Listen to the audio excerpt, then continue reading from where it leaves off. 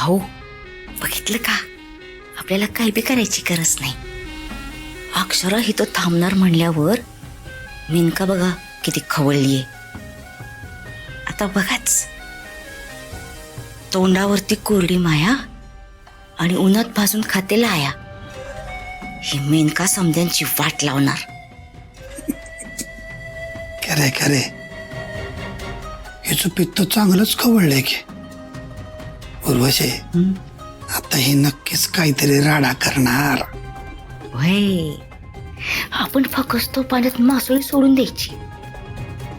तीच पाणी कसं गढूळ करतीये बघाच.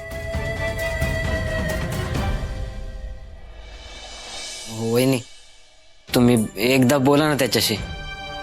मग त्याची लय अवस्था बेकार झाली हो. आता तुम्ही तर त्याच्या समोर बी येत नाही. अहो, तुम्ही फक्त दिसाल या आशेनं ते गेस्ट हाऊसच्या बाहेर बसले वाट बघत. बाहेर लय थंडी आहे हो, आजारी पडेल उगाच. मी तुमच्या पाया पडतो, तुम्ही एकदा त्याला भेटा ना, एकदा बोला फक्त त्याच्याशी.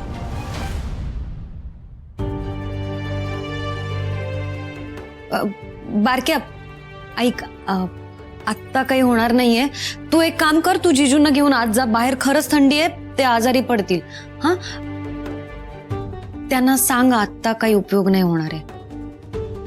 वहिनी, तुम्ही फक्त एकदा फक्त त्याला जाऊन भेट. हा, बारक्या, तू जा ना. हा, जिजूंना घेऊन जा.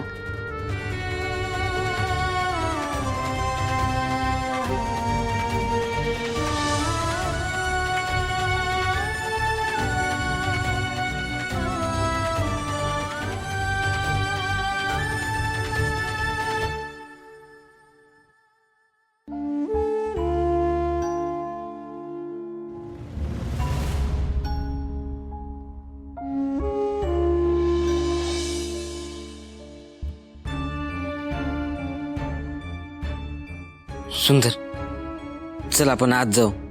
थंडीला आहे, उगाच आजारी पडशील. नाही बारके, तू माझी काळजी करू नकस. तुझा ऐक, मला एकट्याला राहू दे.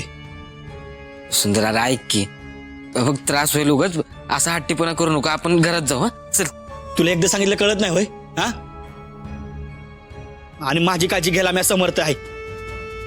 तू माझ्या त्रासाची काळजी करू नकोस. आणि मी काय लहान बाळ आहे होय? तुझा ऐक ना, मी आधी तर झोपणार आहे. अरे सुंदर, तुला आपल्या मैत्री शपथ आहे. जा.